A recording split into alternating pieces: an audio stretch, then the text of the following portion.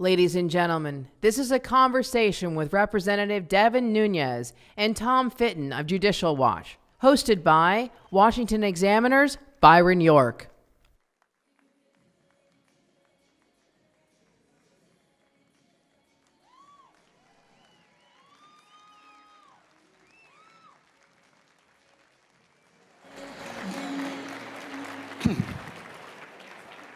Good morning. Thank you all for joining us. We're going to talk today a bit about the Russia investigation. And you know, there have always been two Russia investigations. There's the one that is searching for that most elusive of creatures, collusion. And it's run by the special counsel, Robert Mueller, and the Justice Department and the Senate Intelligence Committee.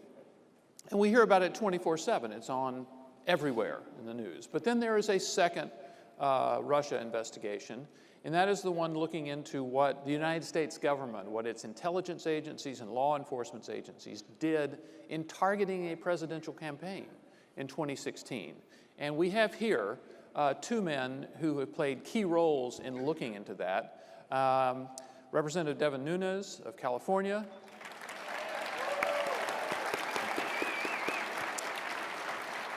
and Tom Fitton, the president of Judicial Watch. Well, a lot of Fitton fans out there.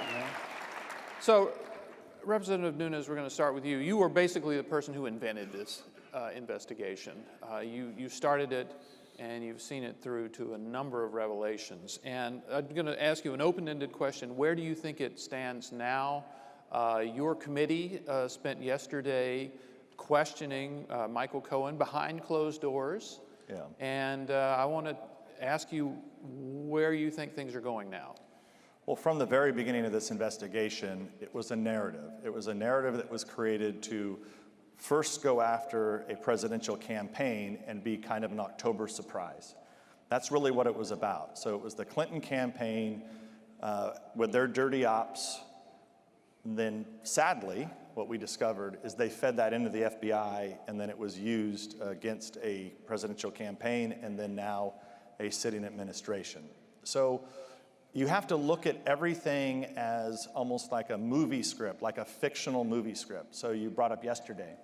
So yesterday we had the president's former lawyer in, not for the first time, it was the second time. He already came in behind closed doors. He was already busted for lying to Congress. But what you saw yesterday, it was behind closed doors, Byron. And why was it behind closed doors? Because they want it to be secret, so that then they can run out and they can talk to all the mainstream media who are in search of that ever-elusive collusion, conspiracy, obstruction animal. I want to be clear. You held it, because the chairman decided to, in this secret room called a SCIF, where you can discuss the most classified information. And Michael Cohen does not have a government security clearance, right? So he can't discuss. He doesn't have classified information. And your members, you know classified things, but you can't tell Michael Cohen because he doesn't have a clearance. Right. So it's a way to, so the audience understands, it's a way to keep everything secret, even though there's nothing that Michael Cohen knows that would be classified, and there's nothing that we could share with him that would be classified. So that's why I say this was all about building the narrative out, because what do they want to have? Even though Michael Cohen, we asked over and over, you know, at least what you saw publicly, and even his lawyer last night said that he's not changing his position. He testified a year and a half ago that he had no evidence of collusion, conspiracy, or obstruction. It's still the same today. His lawyer said so last night on television. But what he did say now is that there's this, I mean, you have to really wear your tinfoil hat to believe this, that there's a secret code that Donald Trump talks in, and that's what Michael Cohen knows. Right. That's it. Now, I want to come to Tom, and basically you're a leader in doing this sort of investigation outside of government. And you have perfected the art of using a lawsuit to try to shake loose information. So what are you trying to shake loose right now? Well, we want to know about the deep state effort to overthrow the President of the United States. You know, in many ways, it's remarkable. The President is a crime victim. He was targeted illegally by the Obama administration.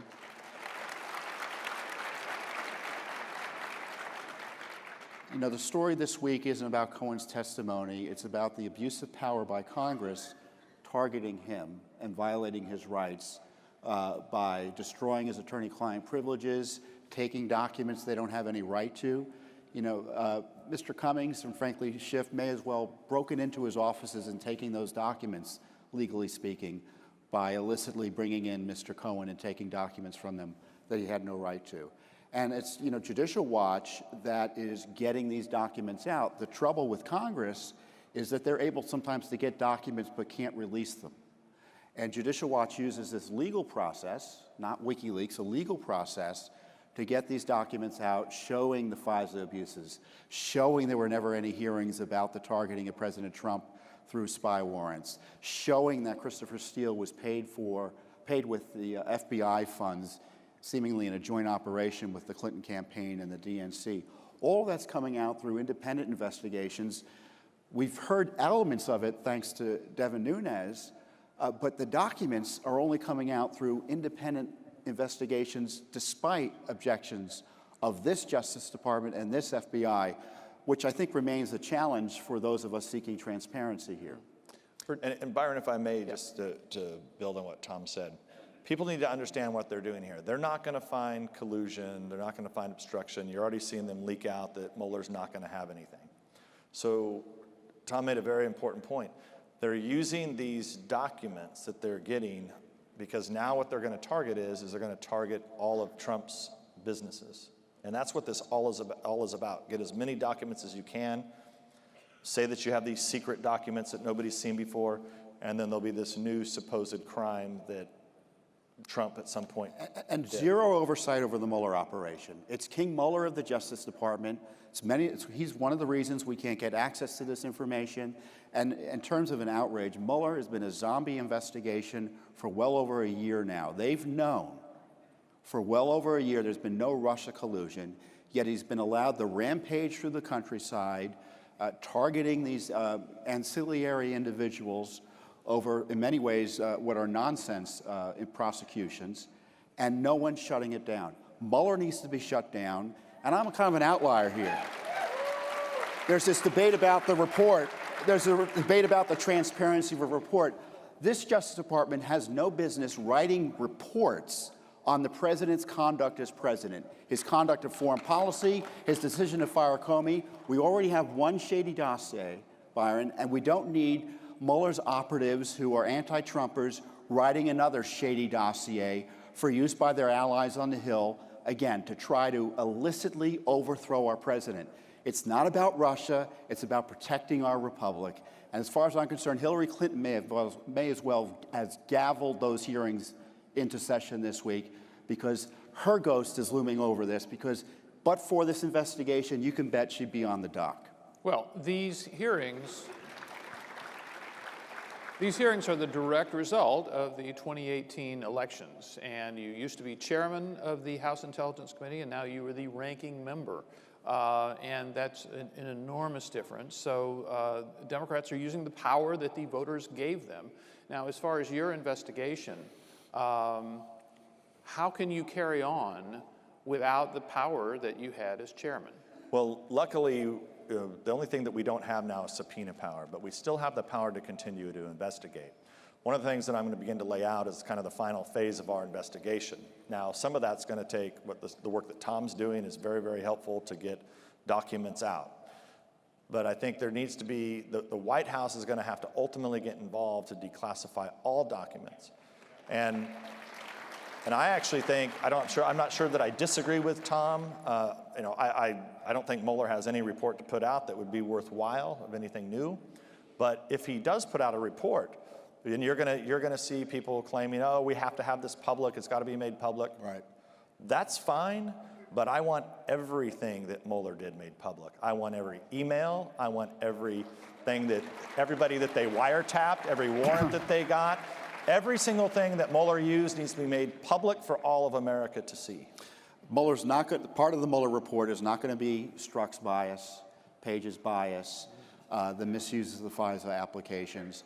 None of that corruption behind the formation and operations of the Mueller investigation are going to be part of this report.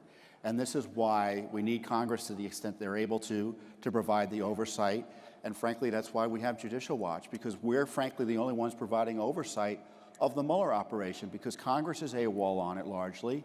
And the courts are extremely deferential to the prosecutors of the Justice Department. And this is a big test for A.G. Barr, the new Attorney General.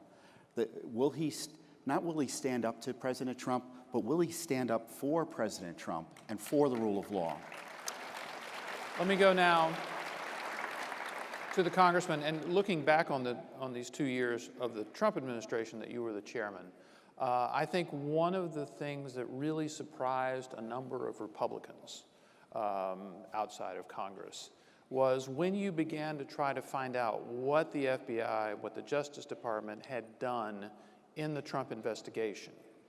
You're a Republican chairman, they're a Republican-led Justice Department, and you're getting stonewalled by this. And I think a lot of Republicans were kind of surprised by the fact that this Republican Justice Department was stonewalling you on this. So the question is, what do you think was going on? Well, the Republicans the Trump administration never had control of the Justice Department. I mean, that's really what happened. Well, they appointed the Attorney General. They were, right when Attorney General Sessions came in, and his biggest problem is that they had set him up, and they came to him and said, we've got this information, you're going to have to recuse based on these rules of the Justice Department. And that was the single biggest mistake that I think Attorney General Sessions ever made, and it really set back everything, because the Attorney General at the time, former senator, he of all people knew when they came to him and said, we have a counterintelligence investigation into the Trump campaign and you and everybody else. He should have looked in and said, what the hell is wrong with you people? Get the hell out, you're all fired. I mean, he had to know that the Trump campaign wasn't colluding with Russians. And this Justice Department has been frustrating for Judicial Watch, because the deep state, or frankly the top state that's refused to exercise their prerogatives in terms of getting this information out, it's been worse for us in many ways in terms of transparency than it was under the Obama administration. Really? At least with the Clinton emails, the Obama administration knew the whole world was watching. But once President Trump came into power, they thought they could do whatever they want because Sessions had recused himself, and the political leadership of both the Justice Department and the FBI are institutionalists. They kind of defer to the bureaucrats, because there's always a good legal argument not to be transparent. But it doesn't help self-government, and it doesn't help us battle corruption. So you've got this institutional interest versus the interest that you have in making sure these government agencies are kept under control. For instance, while they're going full bore, this Justice Department, against President Trump, we're still litigating over Clinton emails, and they're opposing us every which way. And just recently, it was over the objections of this Justice Department that a federal court judge granted us discovery. We'll be gathering evidence. We'll be questioning Hillary Clinton's lawyer. Justice Department won't. Congress won't. And all this is over the objections of the State Department and Justice Department. It's extraordinary. These agencies are targeting the president for removal, and I don't mean at the top level, but institutionally, while protecting Hillary Clinton. The collusion continues. And don't forget, just to add an exclamation point to this, remember, it took our investigation to uncover the House Intelligence Committee, the Republicans. We're the ones that uncovered Bruce Orr, who was the #1 career official in the Justice Department, who was sitting next door to Rod Rosenstein's office.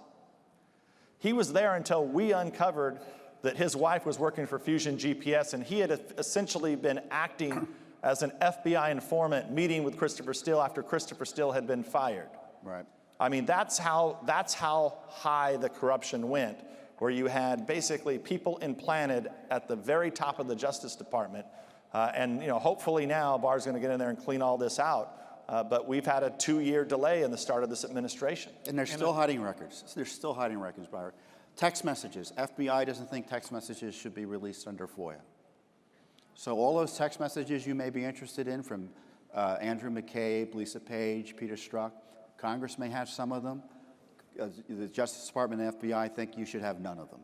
And the bigger point, we should remind everyone that the very fact that we know that the dossier was assigned and paid for by the Clinton campaign, you discovered. We would not have known that without the House investigation. So, And I want to say Republicans specifically, because remember, the Democrats opposed every single move that we made. and I wanted to use we that to made. make my own little plea for radical transparency in this entire investigation. We need to see pretty much everything that both the Senate, the House, and the special counsel uncover in this. And as an example, your committee, when you were chairman, interviewed 50-plus figures in your own Russia investigation, including Michael Cohen and including Roger Stone. There are these transcripts. Right. You have them. And the committee voted unanimously, meaning Democrats too, voted unanimously last fall to make them public. But you had to send them to the intelligence community for clearance, just in case they might have something classified in them. And most of these were not classified. They were with private people like Michael Cohen and Roger Stone. And a lot of foot dragging has taken place, and we still have not seen these. Right. And what can you now, as a minority member of Congress, do to make this Well, this is actually not Congress's fault here, okay? We sent these last fall to the ODNI, okay, the Director of National Intelligence, who is supposedly checking with everybody, including the special counsel, sharing this testimony, okay? Now, that was September, and here we are, almost, well, I guess it's March. And there's absolutely no reason why this has not been released publicly. But at the end of the day, this is the White House. The White House needs to pick up the phone, call the DNI and said, enough, release this. Congress said release it, get it out. Why haven't they done that? That'd be a good question tomorrow when the president's here, you guys can ask him. Look, Devin Nunes is the exception that proves the rule in congressional oversight. Just typically, chairmen don't do the work that Nunes had done, and that's one of the reasons we're in the position we're in. This is a failure by the administration. It's a failure by Congress. It's 6 months since we first learned about the coup discussions at the Justice Department and FBI. Not one congressional hearing. Judicial Watch filed a federal lawsuit. Why are we doing all the heavy lifting with virtually no help from the administration, no help from Congress on this? This is a core. Forget about the national emergency on the border. I think there is a national emergency on the border. There's a national emergency in terms of this effort by the agencies to overthrow the president through these illicit coup discussions. If there were generals and colonels talking like this, you'd all know what it was. But because they're bureaucrats over at FBI and DOJ, media is giving it a pass. And of course, the media, Byron, your colleagues in the media. Thank you so much. You know, again, Byron, the exception that proves the rule in terms of oversight. Now, we have to close up, but I'd like to ask you in closing each to give your preview of the next 2 years in this. Democrats are in charge through at least the election of 2020. The special counsel is still in business, no matter what the rumors say. How does this end in the next couple of years? Well, I believe it's going to end once you have full radical transparency, including, and I'll just finish up with this, Tom mentioned it, but the media was in on this from the beginning. I often say that the only people in Washington who didn't have the dossier from the Clinton campaign were House Republicans and the Trump campaign. Everybody else had it. Everybody in the media had the dossier starting in June, July, August, September, October, November of 2016, and you know it. It doesn't take any top secret, or you don't have to surveil anybody. All you have to do is look at the press releases that the Clinton campaign was putting out, the tweets that the Clinton campaign was putting out, and then all the stories that the media was writing that ultimately they turned around and took those reports and fed them into the FBI, and the FBI opened an investigation. So all of this needs to come out. As soon as it does, I think we can get DOJ and FBI back on the road to recovery. Because if they don't do this, you will have generations of conservatives and Republicans in this country who will not trust DOJ or an FBI, and that is not a good place for this country to be. You know, look, from Judicial Watch's perspective, there's going to be more accountability for Hillary Clinton, more exposure